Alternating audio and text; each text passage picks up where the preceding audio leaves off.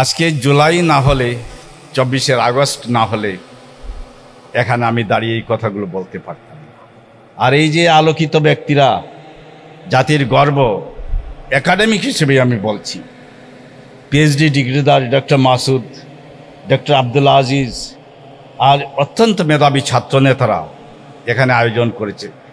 ঢাকা ইউনিভার্সিটিতে শিক্ষা সংক্রান্ত সেমিনার হবে, জ্ঞানের দ্যুতি ঠিকরে পড়বে, জ্যোতি ছড়িয়ে পড়বে, সব মত পথের লোকজন বলবে এবং সম্প্রীতি, সৌহার্দ্য, সৌভ্রাতৃত্ব এগুলোই টিএসসিতে চর্চা হবে।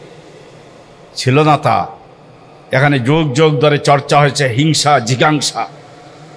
এবং আজকে যার উদ্দেশ্যে এই দিবসটা, শহীদ আব্দুল মালেক, তারও স্মৃতি বিজড়িত টিএসসি। তার আগে নিপা বিল্ডিং, আমাদের বর্তমান ব্যবসায় অনুষদ, বিজনেস ফ্যাকাল্টি, তখন বলা হতো কমার্স ফ্যাকাল্টি, ওখানে নিপা বিল্ডিং ছিল, পাবলিক অ্যাডমিনিস্ট্রেশনে গভর্নমেন্টের একটা ইনস্টিটিউট। ওখানে একটা সেমিনার হয়েছিল, সেখানে বাম, সেকুলারের, পাশ্চাত্যমুখী সবাই বক্তব্য রেখেছিল।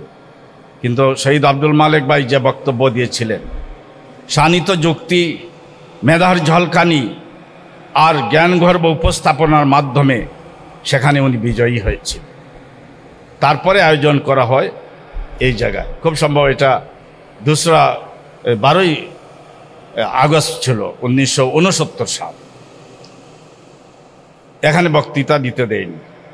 এবং ইসলামিক দর্শন আদর্শর যে একটা শিক্ষা ব্যবস্থা হয়, যেখানে মানবিকতার চর্চা করা হবে, যেখানে মানুষকে মানুষ গড়া হবে, সেরকম শিক্ষা ব্যবস্থার যুক্তি দিয়ে ছাত্রছাত্রীদের মধ্যে তিনি এটাই ওখানে প্রতিষ্ঠা করেছিলেন নিপা বিল্ডিংয়ে।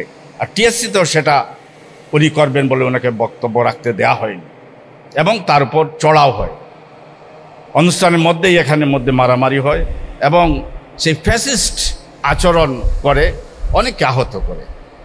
তারপর ওনারা যখন চলে যাচ্ছিলেন, খুব সম্ভব শহীদুল্লাহ আলেফেই চলো ওই দিকে থাকতেন। আর এই রেসকোর্সে এখন সরারদি উদ্যান মাঝামাঝি দিয়ে চলে যাচ্ছেন, তখন ওরা আগ থেকে ওত পেতে বসেছিল। বিগত সরকারের মন্ত্রীও ছিল কেউ কেউ, বা এমপি, আর ছিল যে তথাকথিত প্রগতিবাদী। কি নৃশংসভাবে ওনাকে, আর ওনার সঙ্গে একজন ইদ্রিস সাহেব ছিল, তাদেরকে হকি স্টিক, লাঠি এবং শেষ পর্যন্ত যেহেতু মেধা মস্তিষ্ক থেকে প্রসূত, তার মাথায় লোহার রড ঢুকিয়ে দেওয়া হয় এবং তার ব্রেইনকে ছিন্ন ভিন্ন করে দেওয়া হয়। তার কয়েকদিন পরে 15 আগস্ট তিনি শাহাদাত বরণ করে। ইন্না লিল্লাহি ওয়া ইন্না ইলাইহি রাজিউন। আল্লাহ তাকে শাহাদাতের মর্যাদা দেওয়া হয়। সেই টিএসসিতে বক্তব্য রাখতে গিয়ে স্বাভাবিকভাবে আপনাদের সবার মতো আমিও আবেগ আপ্লুত। তো এটা বলবো যে আজকে আল্লাহ এই পরিস্থিতি এনে দিয়েছিলেন। প্রায় 1,500 থেকে 2,000 তরুণের রক্তের বিনিময়ে, সেখানে 4 বছর, 8 বছর, 12 বছরের ছোট ছোট বাচ্চারা ছিল, তরুণরা ছিল, আর বেশিরভাগই ছিল যুবক এবং তরুণ। সুতরাং তাদের রক্তের মাধ্যমে আমরা আজকে এখানে দাঁড়িয়ে আমি কথা বলতে পারছি। আপনারা এখানে একাডেমিক সিরিয়াস প্রোগ্রাম করতে পারছেন, বিভিন্ন শিক্ষামূলক অনুষ্ঠান হচ্ছে। তো আমার মূল বক্তব্য হবে, শিক্ষাঙ্গনে জিজ্ঞাসা, হিংসা, ঘৃণা যার চর্চা হতো, এবং পড়ার পরিবেশ, বাংলাদেশের premier university, number 1 university of the country, প্রায় 50টার মতো পাবলিক ইউনিভার্সিটি, 110-12টার মতো প্রাইভেট ইউনিভার্সিটি, আর তার নাম্বার 1 র্যাঙ্কিংয়ে সব বিচারে ঢাকা ইউনিভার্সিটি। তো সেখানে হওয়ার কথা ছিল। আজকে আমরা কত ওয়ার্ল্ড র্যাঙ্কিংয়ে 1000টার মধ্যে একটাও নেই। ভারতের আছে 40-50টা। পাকিস্তানের কত অর্থনৈতিক দিককে পশ্চাৎপদ, তাদেরও 13টা ইউনিভার্সিটি ওয়ার্ল্ড র্যাঙ্কিংয়ে 1000-এর ভিতরে। ইরানের আছে, নেপালেরও একটা বোধহয় আছে, শ্রীলঙ্কার। তাইলে এই যে পরিস্থিতি, যেখানে মেধার বদলা শিক্ষকতার মানদণ্ড হয় রাজনৈতিক ক্যাডার কারা, নিজ দলের, সরকারি দলের, তারপর ছাত্রদের যারা ভিন্ন মত পোষণ করে তাদের কণ্ঠকে স্তব্ধ করে দেয়া। ইউনিভার্সিটি হবে যেখানে জ্ঞানের মুক্তি, স্বাধীনতা থাকে, যেখানে মানুষ যার যার মত পথ সুন্দরভাবে চর্চা করবে, তুলে ধরবে এবং প্রচার করবে। কিন্তু তারাই ওই সব কথা বলে, বড় বড় বলি, কিন্তু তারা বাস্তবে আপনি আচরি ধর্ম পরকে শেখাও সেটা করে। অন্যের জন্য তাদের জান্ডা, হিংসা, জিজ্ঞাসা। এই ক্যাম্পাসে শতাধিক তরুণ প্রাণ ঝরে গেছে, আনবিলিভেবল। ফার্স্ট ক্লাস পাওয়া আমার ছেলে, out of 4 3.97 record. 4 out of 4ও আছে কোনো কোনো ডিপার্টমেন্টে, কিন্তু জিওগ্রাফিতে হাইয়েস্ট। এখন নাসাতে সে অ্যাস্ট্রো জিওমরফোলজিস্ট, ইমরান পত্রিকায় দেখেছে। ইউনিভার্সিটিতে যখন সিলেকশন হয়, আরেকটা ছাত্রী ছিল আমার, নিশাত ফাল্গুনি, 2টা ফার্স্ট সেকেন্ড হলো সিলেকশনে, 2টা পোস্ট। তো তারা আসলে এসে আমাকে সালাম করলো, অত্যন্ত খুশি।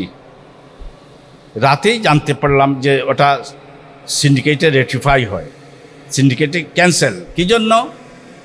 ওরা গিয়ে বললো এটা ডক্টর আব্দুর রবের স্টুডেন্ট, মগজ ধলাই হয়ে গেছে, এরা শিবির হয়ে গেছে।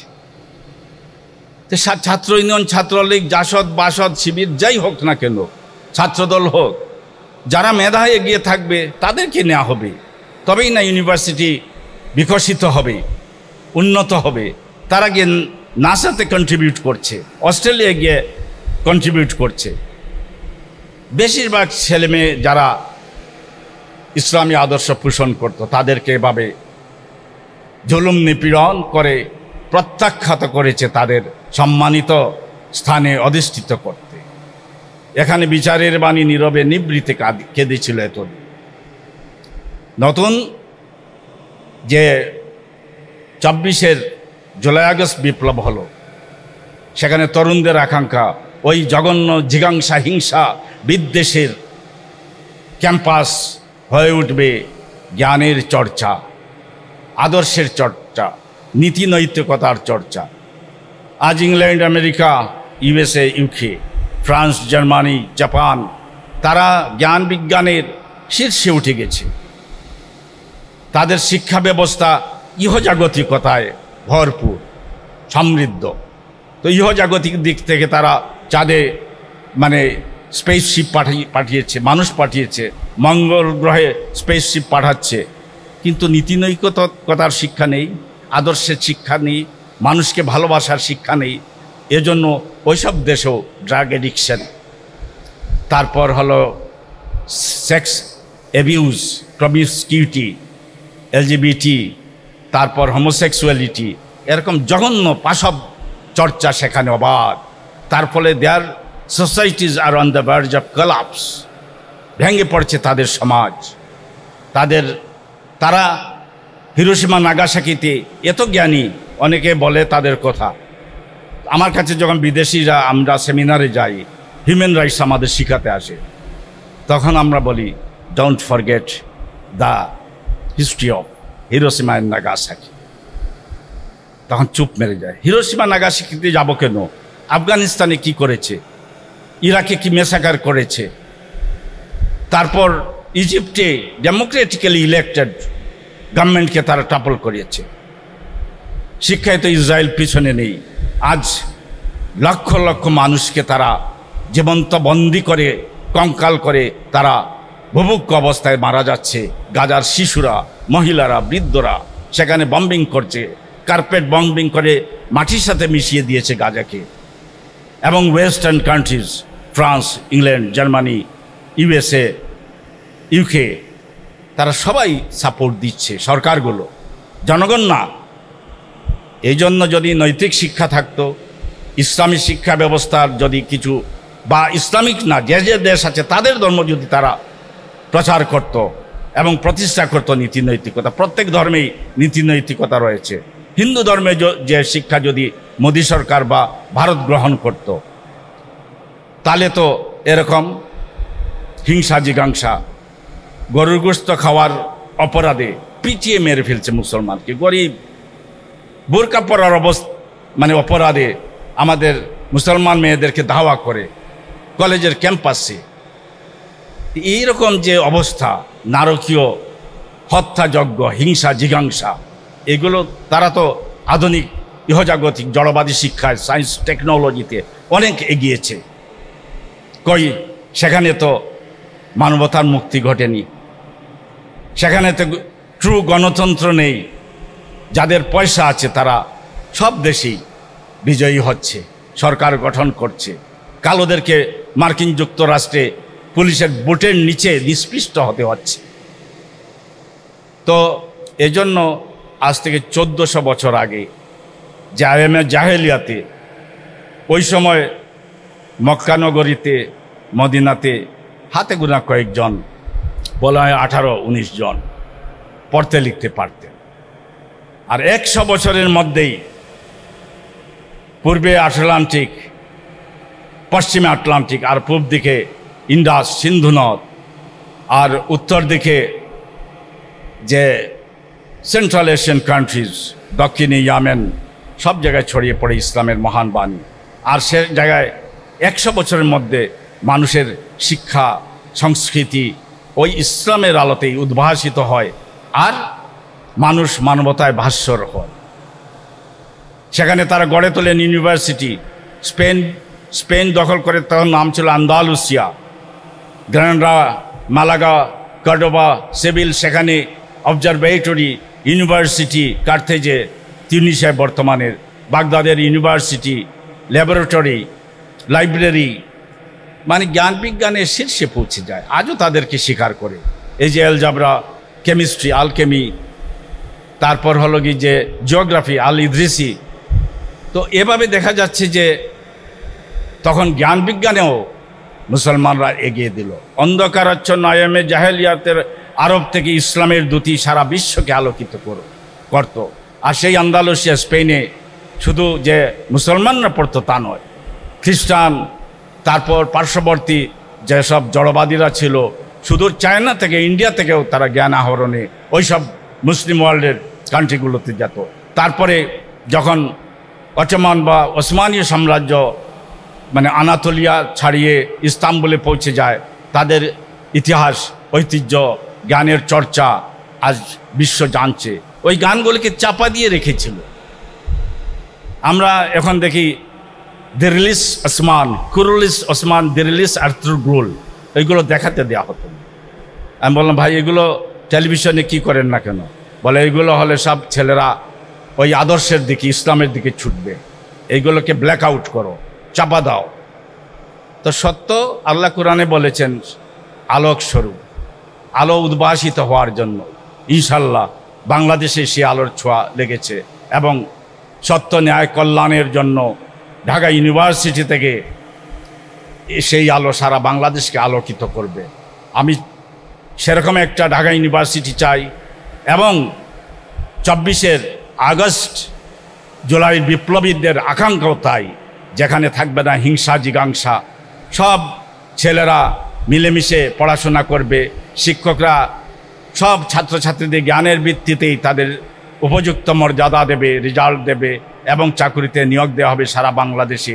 এইরকম একটা বাংলাদেশ চাই, যেখানে সৌভ্রাতৃত্ব, মমতা, ভালোবাসাই বাংলাদেশকে পথ দেখাবে। আল্লাহ হাফিজ। বাংলাদেশ জিন্দাবাদ, ঢাকা ইউনিভার্সিটি জিন্দাবাদ, ইসলামী ছাত্র শিবির জিন্দাবাদ।